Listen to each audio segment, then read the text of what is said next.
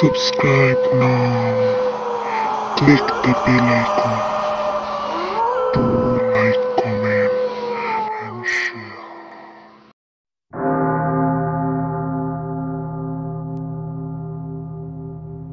Hello viewers, আমি লামিয়া আপনাদের স্বাগতম জানাচ্ছি মিডনাইট স্টোরি পিএসবি চ্যানেলে।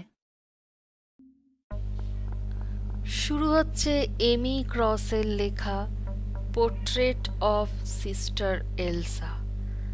আজ আপনারা শুনবেন এই নভেলের পঞ্চম পর্ব।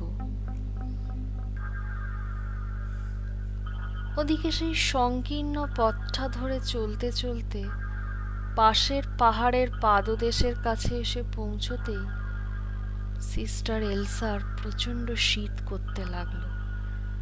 মুহূর্তের জন্য থামলেন তিনি, তাকালেন একবার চারদিকটায়। টাউনের বাইরে এদিকটায় সমস্ত মাঠ ঘাট প্রান্তর চাঁদের নরম রূপলি জ্যোৎস্নায় যেন স্নান করছে, কিন্তু প্রত্যাশিতভাবেই কোথাও একটাও জীবন্ত প্রাণী ছায়াও নজরে পড়ল না তার। ক্রফোর্ডের কোলাহল মাইলখানেক দূরে ফেলে এসেছেন তিনি। এত দূর থেকে অস্পষ্টভাবে কানে আসছে মাতাল লোকগুলোর চিৎকার চেঁচামেচি। সিস্টার এলসা নিশ্চিত ওদের কেউ মাতাল অবস্থাতেও টাউনের বাইরে এদিকটায় এসে পড়বে না। মুহূর্তের জন্য একবার তিনি বুকে ঝোলানো রূপোর ক্রুসিফিক্সটা চেপে ধরলেন, তারপর দ্রুত ফের হাঁটা লাগালেন সেই পথটা ধরে যে পথ গত কয়েক রাত ধরে তাকে নিয়ে গিয়েছে তার উদ্দিষ্ট গন্তব্যে। একসময় পথটা ছেড়ে একটা প্রান্তরের ওপর দিয়ে চলতে লাগলেন তিনি, যতক্ষণ না সেই উঁচু ইমারতটার অমঙ্গলসূচক ছায়াটা তাঁর চোখের সামনে ভেসে উঠল। সেই সেন্ট পিটার চার্চ, যে চার্চ একদিন ক্রফোর্ড আর ডেজেবির মাঝে অধুনা পরিত্যক্ত বেকলেসফোর্ড গ্রামটার সেবায় নিযুক্ত ছিল, সেই চার্চ আজ এই পরিত্যক্ত প্রান্তরের ওপর একাকী শীতল ছায়া ফেলে নিশ্চুপ দাঁড়িয়ে আছে। নির্জন প্রান্তরের ওপর চাঁদের আলোর বিপরীতে একটা ঘোর অমঙ্গলের ঘন কালো ছায়া ফেলে দাঁড়িয়ে যেন সিস্টার এলসারই অপেক্ষা করছে। এলসা আরও একবার তাঁর চারপাশটায় চোখ বুলিয়ে নিলেন। এক মুহূর্ত অপেক্ষা করলেন। তার মনে হচ্ছিল হয়তো আরও কাউকে আশেপাশে কোথাও দেখতে পাবেন। তিনি এরপর চার্চের দিকে যাবার পথটার দিকে ঘুরলেন, আর তখনই তিনি বুঝতে পারলেন যে আজ তিনি অনেকটাই দেরি করে ফেলেছেন। পরিত্যক্ত সেন্ট পিটার্স চার্চে আজ তাঁর চতুর্থ রাত। আজ তাঁর দেরি হয়ে গিয়েছে। তবু তার আশা যে উদ্দেশ্য নিয়ে তিনি এসেছেন সেটা সম্পূর্ণ করতে অসুবিধে হবে না। তার আশ্চর্য লাগছিল রোম থেকে এখনো কেন কোনো বার্তা তার কাছে এলো না দেখে।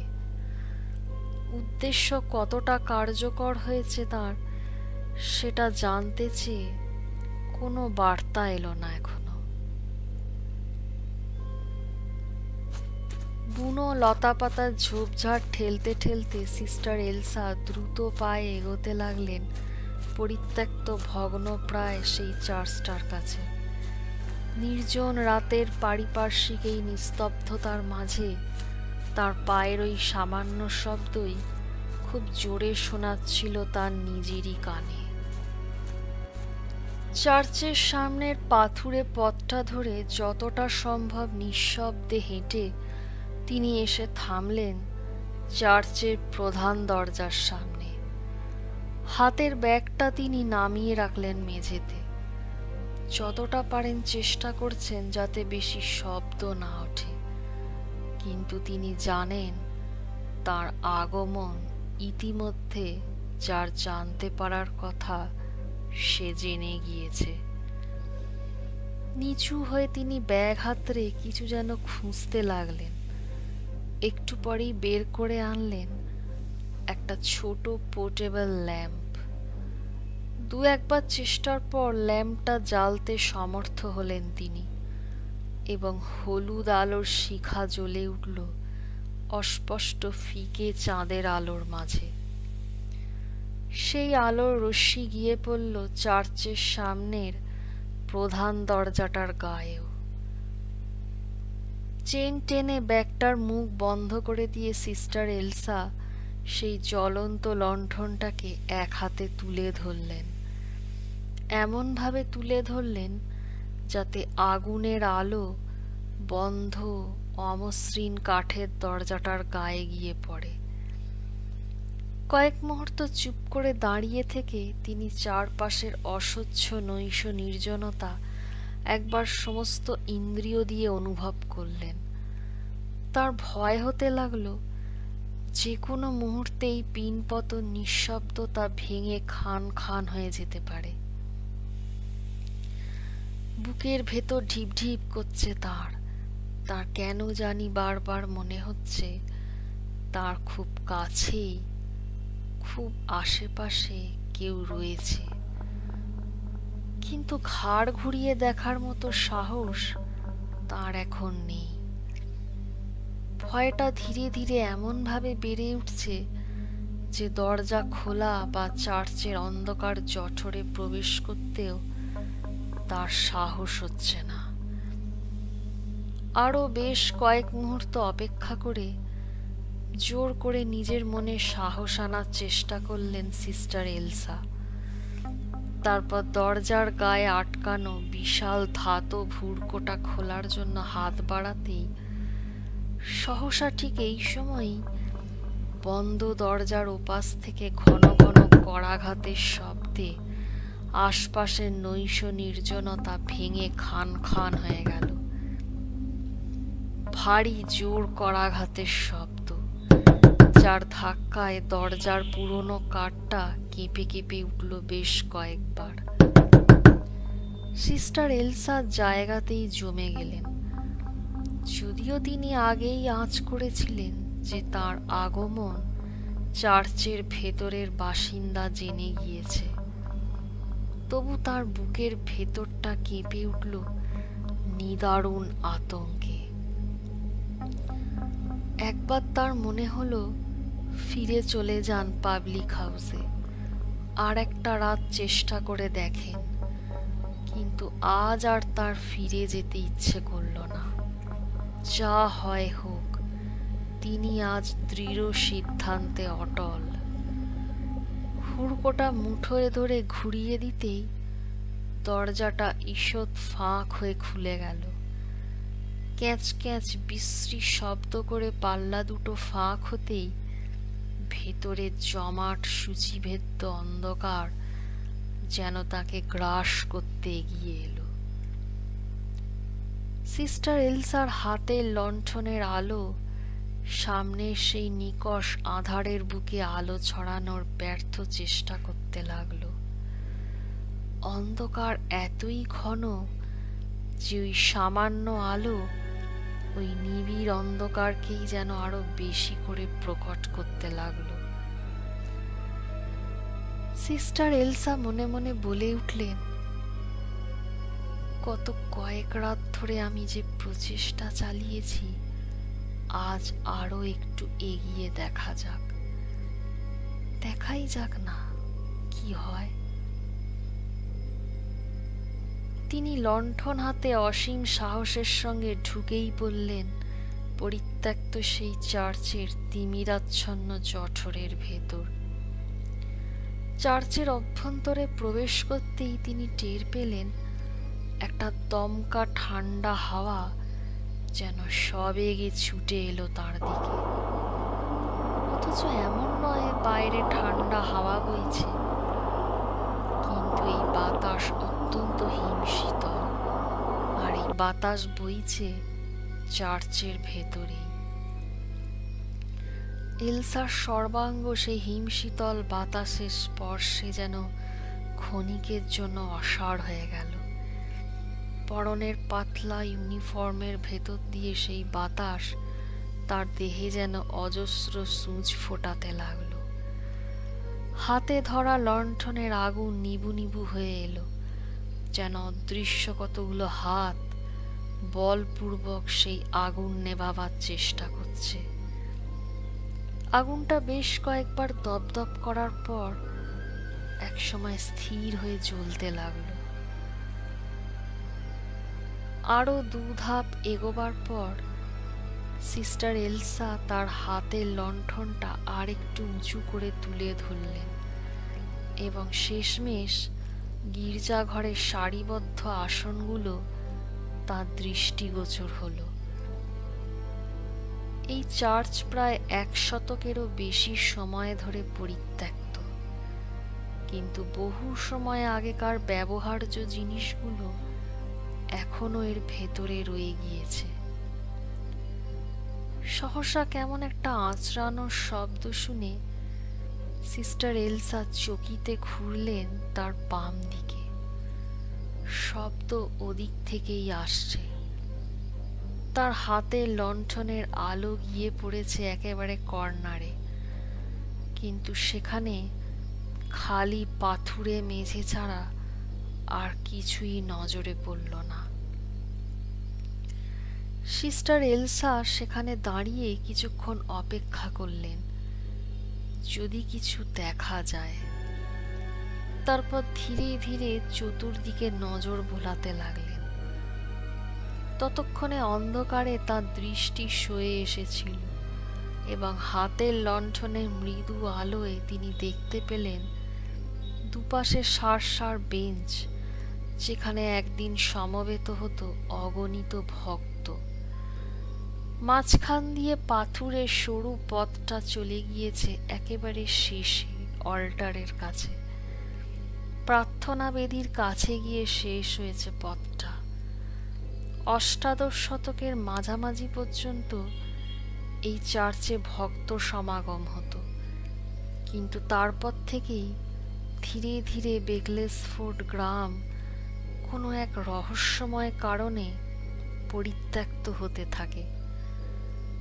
ধীরে ধীরে যত্রতত্র জঙ্গল গজিয়ে উঠে বনের চেহারা নেয়।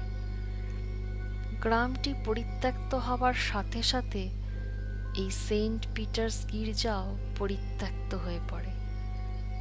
কেউ আর প্রার্থনা করতে আসতো না এখানে। পায়ে পায়ে এগোতে থাকেন সিস্টার এলসা। হঠাৎ থেমে যেতে বাধ্য হন একটা অস্পষ্ট ক্যাঁচ ক্যাঁচ শব্দে। পেছন দিক থেকে আসছে শব্দটা। তিনি তৎক্ষণাৎ ঘুরে তাকিয়ে দেখলেন গির্জার সদর দরজার পাল্লা দুটো ধীরে ধীরে বন্ধ হয়ে যাচ্ছে। দরজাটা বন্ধ হতেই নৈশব্দতার একটা ঢেউ যেন আছড়ে পড়ল গির্জার ভেতরে চতুর্দিকে। পিন পতন, অসহ্য এক নিস্তব্ধতা। সেদিকে তাকিয়ে বিড়বিড় করে অস্ফুটে বলে উঠলেন সিস্টার এলসা, আমি ভয় পাই না। অল্টারের দিকে যেখানে একসময় শোভা পেত পবিত্র ক্রুশ, সেদিকে ধীর পায়ে এগোতে এগোতে সিস্টার এলসা কোনো অদৃশ্য অশরীরীকে উদ্দেশ্য করে বলতে লাগলেন, আমি তোমায় ভয় পাই না। শুনতে পাচ্ছ আমার কথা? তুমি খুব ভালো করেই জানো আমি কেন এখানে এসেছি, কিন্তু তোমার ক্ষমতাও নেই আমার সামনে এসে দাঁড়ানোর। তুমি যেখানে আছো সেখানেই থাকো, আমার পথে বাধা দেবার চেষ্টা করো না। সেই বেঞ্চগুলোর মাঝখান দিয়ে পাথুরে মেঝেটা ধরে পায়ে পায়ে এগোতে লাগলেন সিস্টার এলসা। দুপাশে সতর্ক দৃষ্টি রাখতে রাখতে অপেক্ষা করতে লাগলেন যদি হঠাৎ করে কোনো বেঞ্চ আপনা থেকে নড়ে ওঠে। শব্দের মাধ্যমে অশরীরী নিজের অস্তিত্ব জানায়, কিন্তু পাশ থেকে না হলেও পেছন থেকে একটা বেঞ্চ সশব্দে নড়ে উঠল, যেন সিস্টার এলসার কথাগুলোর উত্তর দিতেই। এলসা পেছন ঘুরে লণ্ঠনটা উঁচু করে তুলে ধরে দেখলেন সত্যি সত্যি একটা বেঞ্চ অনেকটা বেরিয়ে এসেছে বাইরে, যেন কেউ এইমাত্র ওটাকে ঠেলে দিয়েছে। কিন্তু কোনো শরীরী বা অশরীরী কাউকেই দেখা গেল না কোথাও। সেদিকে এক দৃষ্টে চেয়ে থেকে এবার উচ্চৈঃস্বরে সিস্টার এলসা বলে উঠলেন, তুমি খুব ভালো করেই জানো আমি কি চাই। বলতে বলতে তার অনুসন্ধিৎসু দৃষ্টি চতুর্দিকে ঘুরতে লাগলো। তার মনে আশা যদি কোনো মুভমেন্ট নজরে পড়ে। তিনি বলতে লাগলেন, কেন আমার কথা শুনছ না? তুমি কি এভাবেই এখানেই থাকতে চাও? এইসব পাগলামি বন্ধ করো। অনেক দিন বাস করেছো এখানে, 100 বছরেরও বেশি। তোমার কি মনে হয় না অনেক বছর হলো, এবার তোমার চলে যাওয়া উচিত? এতদূর বলার পর অপেক্ষা করতে লাগলেন সিস্টার এলসা, যদি অশরীরী সাড়া পাওয়া যায়। কিন্তু কোনো সাড়া এলো না। খানিক অপেক্ষা করার পর সিস্টার ফের বেঞ্চগুলোর মাঝখান দিয়ে চলতে লাগলেন, দুপাশে খড় অনুসন্ধানী দৃষ্টি বোলাতে বোলাতে, যদি অশরীরীর উপস্থিতির ফের কোনো লক্ষণ চোখে পড়ে। তিনি তার ষষ্ঠ ইন্দ্রিয় দিয়ে অনুভব করছেন কেউ যেন তাকে অলক্ষ্যে থেকে লক্ষ্য করছে, কিন্তু তার মনে গভীর বিশ্বাস যে তার ঈশ্বর প্রভু তাকে রক্ষা করবেন। কিন্তু তখনই বিদ্যুৎ চমকের মতো তার মনে পড়ল, যদি ঈশ্বর প্রভু রক্ষাই করবেন, তাহলে সেন্ট পিটারের প্রতিনিধি হয়ে যিনি আগে এখানে এসেছিলেন তাকে কেন রক্ষা করলেন না তিনি? পরক্ষণেই তিনি এই বলে মনকে সান্ত্বনা দিলেন, হয়তো তার পেছনে কারণ ছিল কিছু। অল্টারের পায়ের কাছে পৌঁছে বড় করে একটা শ্বাস নিয়ে সিস্টার এলসা মনে মনে বললেন, ইতিমধ্যে তিনি কাজ অনেকটাই এগিয়ে এনেছেন, এখনো কোনো বাধা আসেনি। অল্টারের কাছে পৌঁছে তিনি ঠান্ডা পাথুরে মেঝের ওপর লণ্ঠনটাকে রাখলেন। আগুনের শিখাটা অসম্ভব নাচছিল। সেই আধো আলো আধো অন্ধকারে তিনি মেঝের ওপর অসংখ্য আঁকিবুকি দেখতে পেলেন। সন্তর্পণে সেই দাগগুলোর ওপর তর্জনী বোলাতে লাগলেন সিস্টার এলসা। দাগগুলোর খড়খড়ে ভাব অনুভব করলেন তিনি। আগে এখানে কত কর্মানুষ্ঠান হতো, এসব তারই স্মৃতিচিহ্ন। সিস্টার জানেন তার হাতে এখন যে কাজের দায়িত্ব আছে তা যথাযথভাবে তাকে পালন করতে হবে। এই উদ্দেশ্য নিয়েই তার এখানে আসা। পুরনো যুগে স্মৃতি রোমন্থন করে কোনো উদ্দেশ্য কার্যকর হবে না।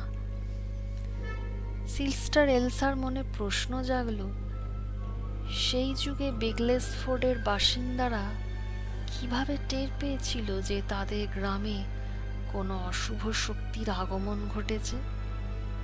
তারা কি ভয় পেয়েছিলেন, নাকি শুধুমাত্র পরিস্থিতির কাছে আত্মসমর্পণ করতে বাধ্য হয়েছিলেন?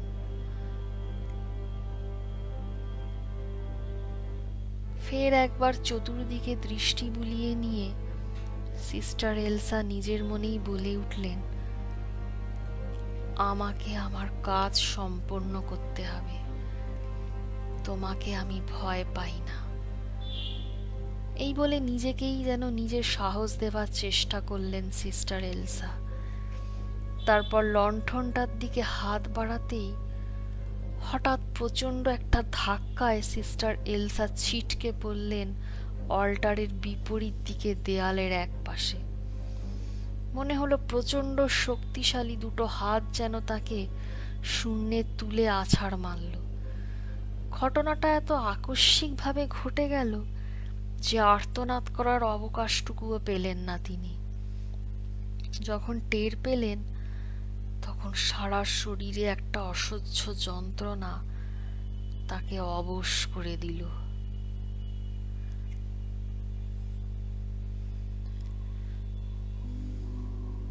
পরদিন সকালে যখন সূর্যটা তার প্রথম কিরণ ছটা ছড়িয়ে দিয়েছে সমুদ্রের উপর, তখন অ্যান্থনি টোয়েনার তার রং তুলির বাক্স, ক্যানভাস আর তেপায়াটা নিয়ে হাজির হয়ে গিয়েছেন সাগর সৈকতে। কোন অবজেক্টের ওপর আঁকবেন তার বেসিকটার মোটামুটি স্কেচ তিনি তৈরি করে ফেলেছেন। যদিও তিনি খুব ভালো করেই জানেন কোন বিষয়ের ওপর আঁকতে তার এখানে আসা, এবং তিনি যে ঘটনাচক্রে সেই রকম অবজেক্ট এখানে পেয়ে যাবেন সে ব্যাপারে তার মোটামুটি স্থির বিশ্বাস আছে। কিন্তু এখন এই প্রথম ভোরের সূর্যকিরণ বিধৌত মনোরম সাগর সৈকতে ব্যাপারটা নিতান্তই গুরুত্বহীন মনে হচ্ছে তার কাছে। যখন তিনি তার নতুন পেইন্টিংয়ের কাজ শুরু করলেন তখন আপাত অপরিচিত এই জায়গার আশেপাশে প্রকৃতির ওপরেই তার সমস্ত মনোযোগ কেন্দ্রীভূত ছিল। ক্রফোর্ড সি বিচ থেকে বিপুল ওই নীল জলরাশির সৌন্দর্য সত্যি অতুলনীয়। টোয়েনার এমন একটা কোণ থেকে সাগরের ছবি আঁকতে লাগলেন যাতে তীরভূমিতে নোঙর করে থাকা ওই বিচ্ছিরি আকৃতির নৌকোগুলোর ভিউটা তার নজরে না আসে। মাথাটা একদিকে হেলিয়ে যখন ক্যানভাসে তুলির টান দিচ্ছেন টোয়েনার, ঠিক সেই সময় তার মনে হলো কোথাও কিছু একটা যেন ঠিকঠাক নেই। টোয়েনার আপন মনেই স্বগতোক্তি করলেন, যদি এটাই এবার শেষ কাজ হয় তাহলে আমাকে আরো অন্যরকম কিছু আঁকতে হবে, এমন কিছু যা আমাকে চিরস্মরণীয় করে রাখবে। সেই জিনিস অবশ্যই বিশেষ কিছু হতে হবে, আর শুধু তাই নয়, সেই ছবিও যেন হয় জীবন্ত। টোয়েনার আঁকা থামিয়ে এসব ভাবছেন, হঠাৎ তার কানে এলো এক অচেনা পুরুষ কণ্ঠ। আপনি কি পেইন্টার? টোয়েনার ঘুরে তাকিয়ে দেখলেন কাছেই একজন বয়স্ক মানুষ একটা বিশাল হাঁড়ি থেকে মুঠো মুঠো গলদা চিংড়ি বের করে অন্য একটা খালি পাত্রে তুলে রাখছে। বোধহয় সবেমাত্র সমুদ্র থেকে ধরে এনেছে। আর একটু দূরেই বেশ কতগুলো ডিঙি নৌকো মাছ ধরে সবেমাত্র নোঙর করছে। এই জেলে বুড়োটাও সম্ভবত এইমাত্র মাছ ধরে ফিরেছে। টোয়েনার সেই জেলে বুড়োটাকে লক্ষ্য করছেন তখনও। সে ততক্ষণে গলদা চিংড়ি ভর্তি হাঁড়িটা খালি করে এবার তার ক্যানভাসের দিকে নজর দিয়েছে। টোয়েনার বললেন, সেরকমই বলতে পারেন। বুড়ো সেই জেলেটা এবার জিজ্ঞেস করলো, তা বাবু আপনি এইসব পেইন্টিং কি করেন? বাজারে বিক্রি করেন বুঝি? টোয়েনার বললেন, করি। কৌতূহলী বুড়ো জেলেটা এবার জিজ্ঞেস করলো, উপযুক্ত দাম পান বাবু? পেটের ভেতর ফের চাগিয়ে ওঠা যন্ত্রণাটা দাঁতে দাঁত চেপে সহ্য করতে করতে জোর করে মুখে আলগা হাসি ফুটিয়ে এবার টোয়েনার বললেন, যদ্দূর মনে হয় পাই, কিন্তু এখন আঁকার মতো কিছু ইন্সপিরেশন পাচ্ছি না। বৃদ্ধ সেই জেলে এবার বলল, হয়তো আপনি ভুল বিষয়ের ওপর কিছু আঁকার চেষ্টা করছেন। টোয়েনার এবার উত্তরে কিছু বলতে যাবার আগেই সেই জেলে বুড়ো এবার তার দিকে ঘুরে দেতো হাসি হাসতে হাসতে বলল, আমায় আঁকবেন বাবু? হাসবার সময় লোকটার মুখের ভেতরে দুপাটি পচা ফলের বীজের মতো দাঁতগুলো দেখা গেল। সে অন্যদিন দেখা যাবে।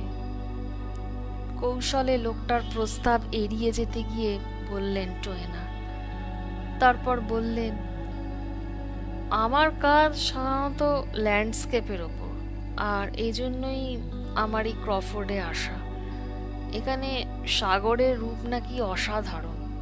টাউনের যে কোনো জায়গা থেকে সাগরের ভিউ দেখা যায়, আর প্রাকৃতিক সৌন্দর্যের বৈচিত্র্য ভরপুর আপনাদের এই ক্রফোর্ড। কথা বলতে বলতে বৃদ্ধ সেই জেলের পেছন দিকে দৃষ্টি প্রসারিত করে টোয়েনার দেখলেন অদূরেই সমুদ্রের বুকে ভেসে বেড়াচ্ছে উপকূলরক্ষী বাহিনীর নৌকো, আর কিরকম একটা ধূসর রঙের ধোঁয়ার একটা পর্দা সকালের আকাশটাকে ক্রমশ ঢেকে ফেলছে। টাউনের সেই মিলটার পেছন থেকে আরো সেই রকম ধূসর বর্ণের ধোঁয়ার কুণ্ডলী পাক দিয়ে দিয়ে উঠছে আকাশের দিকে। ধোঁয়ার সেই কুণ্ডলীর দিকে এক দৃষ্টে চেয়ে থেকে একটা দীর্ঘশ্বাস ফেলে এবার টোয়েনার বললেন, প্রাকৃতিক সৌন্দর্য ছাড়াও আরো কত রকম ভিউজ আছে এখানে, যেগুলো আবার অতটা চিত্তাকর্ষক হয় না। সেই বৃদ্ধ জেলে এবার জিজ্ঞেস করলো, বাবু আপনি কি লন্ডন থেকে আসছেন? হ্যাঁ। জবাবটা দিতে গিয়েও একটু থতমত খেলেন টোয়েনার, এই ভেবে যে এবার তিনি এখানকার মানুষের সঙ্গে মূল কথোপকথনে চলেই এলেন, যেটা এখানে আশাইস্তক তিনি এক প্রকার এড়িয়ে চলছিলেন।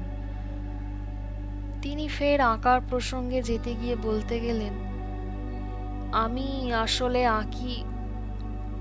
আপনি কাস্টমসের লোক নন তো বাবু? টোয়েনারকে এক প্রকার থামিয়ে দিয়ে হঠাৎ প্রশ্ন করে বসলো সেই বৃদ্ধ জেলে। বিস্মিত টোয়েনার এবার তার দিকে ঘুরে কণ্ঠস্বরে খানিকটা দৃঢ়তা ফুটিয়ে বললেন, না, আমি মোটেও কাস্টমসের লোক নই।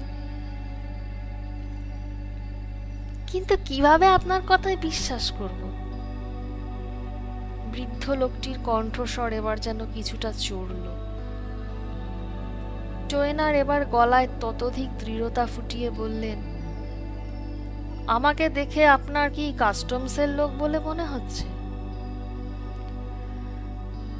টোয়েনারের পাল্টা প্রশ্নে লোকটি একবার পাদমস্তাকে নিরীক্ষণ করে নিল, বোধহয় মনে মনে কিছু ভাবল। তারপর বলল, আগে তো আপনাকে এখানে কখনো দেখিনি, তবে কে বলতে পারে হয়তো কাস্টমসের লোকজন ছদ্মবেশে এখানে ঘুরে বেড়াচ্ছে।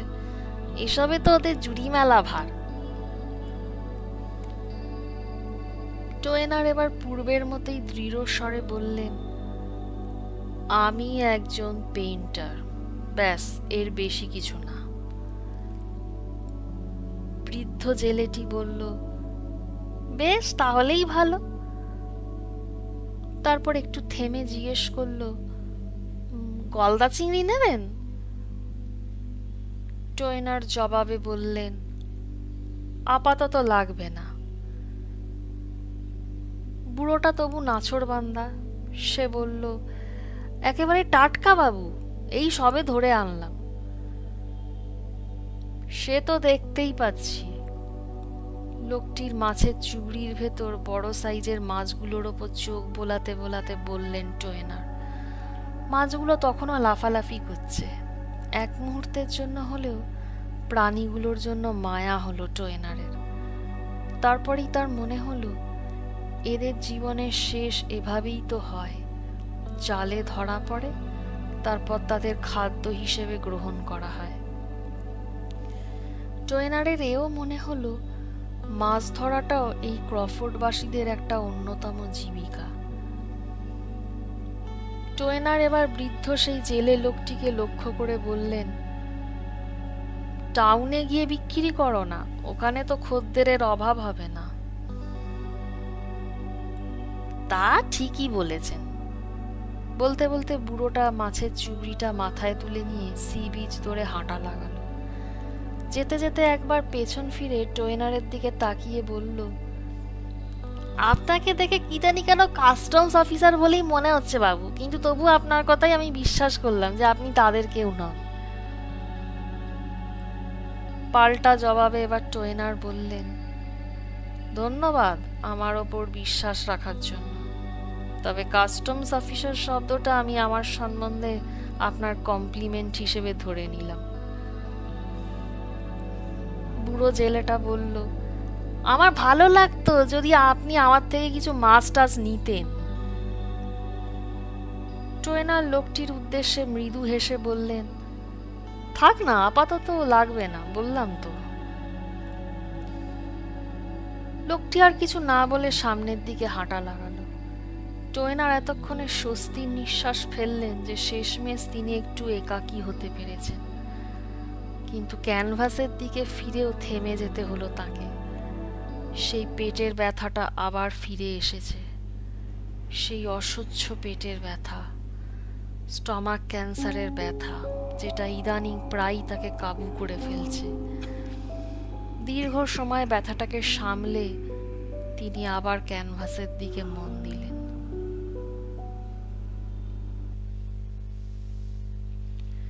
এই আইটেমটাই আমি ভালো করে খাওয়াতে পারি আপনাকে। বলতে বলতে পেছনের ঘরটা থেকে খাবারের প্লেট হাতে বার এরিয়া এসে ঢুকলেন ওল্ড বটলের মালিক মিস্টার স্মিথ। বললেন, বিয়ার আর চিজ যখন চাইবেন পেয়ে যাবেন। বলতে বলতে চিজের প্লেট আর পানীয়ের বোতলটা ঠক করে টেবিলে নামিয়ে রাখলেন তিনি। শক্ত রুটিটাকে ছিঁড়তে ছিঁড়তে টোয়েনার বললেন, আমার এটুকু হলেই চলবে, তবে পানীয়টা আপনার খুব পুরনো নয় তো, নতুন বোতল তো? মিস্টার স্মিথ বললেন, একদম নতুন। টোয়েনার জিজ্ঞেস করলেন, আর এই চিজ কোথায় পেলেন? পেছন দিকে ঘুরে এবার মিস্টার স্মিথ বললেন, এই তো কাছের ফার্ম থেকে আনিয়েছি। তারপর বললেন, আমি আপনার সঙ্গে একসঙ্গে খেতে পারি, তবে আমার অসুবিধে, আমার খেতে খুব দেরি হয়।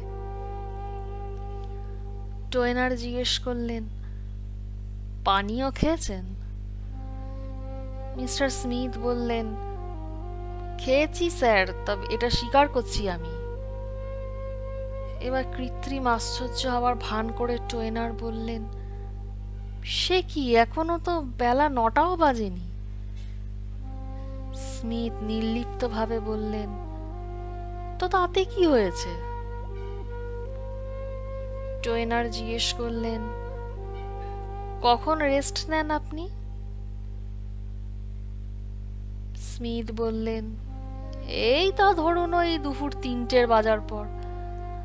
তারপর কণ্ঠস্বরে খানিক গর্ব প্রকাশ করে বললেন, ওই সময়টুকু ছাড়া সারাদিন আমি কাজে থাকি। আপনার কি দরকার লাগবে আমায় বলুন, ক্রফোর্ডে সেই জিনিস যদি কোথাও থাকে তা আমি নিশ্চয়ই এনে দেব। তারপর কথাটা বলেই টোয়েনারের দিকে কেমন একরকম ভাবে চেয়ে রইলেন স্মিথ। একসময় কেটে কেটে বললেন, আপনি বলেছিলেন আপনি একজন পেইন্টার, তাই তো? টোয়েনার বললেন, বলেছিলাম। স্মিথ এবার জিজ্ঞেস করলেন, আর এই পেইন্টিং এর কাজের জন্যই আপনার এই ক্রফোর্ডে আসা? টোয়েনার বললেন, অবশ্যই। আই সি বলে ফের একটু দোনামোনা করতে লাগলেন স্মিথ। তারপর বলতে গেলেন, আপনি? চিন্তা নেই, আমি কাস্টমস এজেন্ট নই। স্মিথের মুখের কথা কেড়ে নিয়ে এবার প্রায় সঙ্গে সঙ্গে বলে উঠলেন টোয়েনার, আপনি যদি এমনটা আমার ব্যাপারে সন্দেহ করে থাকেন তাহলে ভুল করছেন। স্মিথ বললেন, সরি স্যার, আমি তা বলতে চাইনি, তবে যে কদিন আছেন একটু সাবধানে থাকবেন। বলতে বলতে গলার স্বর খাদে নামিয়ে ফেললেন স্মিথ। তারপর প্রায় ফিসফিস করে বললেন, ওরা সর্বত্র আছে। এক এক সময় আমার মনে হয় ওরা দেওয়ালের ভেতরেও লুকিয়ে থাকে। তাই বলছি, সাবধানে চলাফেরা করবেন। কথাগুলো ফিসফিস করে বলেই স্মিথ পেছনের ঘরটার দিকে চলে গেলেন, টয়নারকে একরাশ চিন্তার দ্বিধাদ্বন্দ্বের মধ্যে ডুবিয়ে রেখে। যে পনিরটা টয়নারকে পরিবেশন করা হয়েছে তা বেশ কয়েকদিনের বাসি বলে মনে হলো টয়নারের, কিন্তু এখনো খাওয়া যায়। ছুরিটা নিয়ে চিজটাকে বিভিন্ন ডিজাইনে কাটতে লেগে গেলেন তিনি। মাথায় ঘুরছে স্মিথের বলা কথাগুলো। আশ্চর্য, এখানকার লোকজন এত ভয় পায় কাস্টমসের লোককে? এই বন্দর শহরটায় অন্ধকার জগতের কোনো কাজ হয় নাকি যা কল্পনারও বাইরে? সন্দেহ নেই এই জায়গাটার কেন এত কুখ্যাতি সারা ইংল্যান্ড জুড়ে। টয়নারের ভাবনার মাঝেই ওপাশের দরজাটা খানিক বিশ্রী শব্দ করে খুলে গেল কিছুটা। টয়নার আনমনাভাবে সেদিকে তাকাতেই যাকে দেখলেন তাকে দেখে তিনি ছুরি কাঁটা চামচ ফেলে চেয়ার ছেড়ে উঠে দাঁড়ালেন।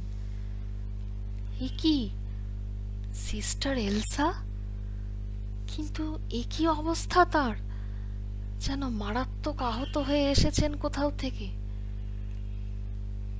ঘরে ঢুকেই সিস্টার এলসা দু হাঁটু মুড়ে বসে পড়লেন, যেন নিজের পা দুটোর ওপরও ভর দিয়ে দাঁড়াতে পাচ্ছেন না তিনি। টয়নার ছুটে এলেন সিস্টার এলসার কাছে। উদ্বিগ্ন স্বরে জিজ্ঞেস করলেন, কি হয়েছে সিস্টার আপনার? খুবই ক্ষীণ গলায় সিস্টার এলসা বললেন, কিছু না, আমি ঠিকই আছি। যদিও তার কথাগুলো তার মুখে কিরকম যেন বেমানান শোনালো, কারণ তার শারীরিক অবস্থা বলে দিচ্ছে তিনি মোটেও ভালো নেই, কথাও বলতে পাচ্ছেন না ঠিক করে। টয়নার একই রকম উদ্বিগ্ন গলায় বললেন, আমি এখনই ডাক্তার ডেকে আনছি। না না, কোনো ডাক্তার ডাকতে হবে না, ভাঙা ভাঙা ক্ষীণ স্বরে সিস্টার এলসা বললেন, আমি ঠিকই আছি, আমি ঠিক হয়ে যাব, চিন্তা নেই। উদ্বিগ্ন গলায় টয়নার বললেন, কিন্তু আপনি তো মারাত্মকভাবে জখম হয়েছেন সিস্টার।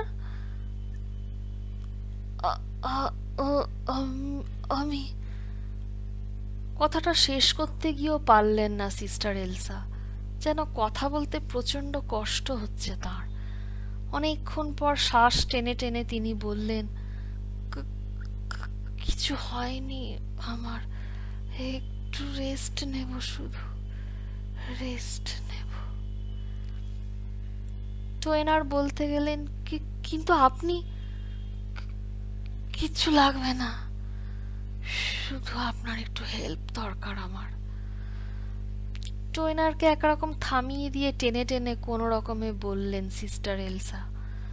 তারপর বললেন, আপনি আমাকে ধরে ধরে ওপর তলায় নিয়ে চলুন, ব্যাস এটুকু করলেই হবে।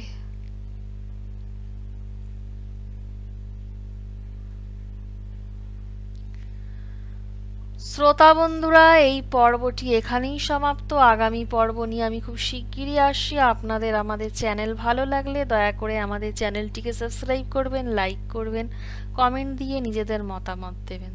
ধন্যবাদ। গল্পটি শোনার জন্য আপনাদের সবাইকে অসংখ্য ধন্যবাদ। পরবর্তী পর্ব পেতে অবশ্যই আমাদের চ্যানেলটি সাবস্ক্রাইব করুন এবং বেল আইকনটি ক্লিক করুন। গল্পটি ভালো লাগলে অবশ্যই ভিডিওটিতে লাইক ও কমেন্ট করে জানাবেন।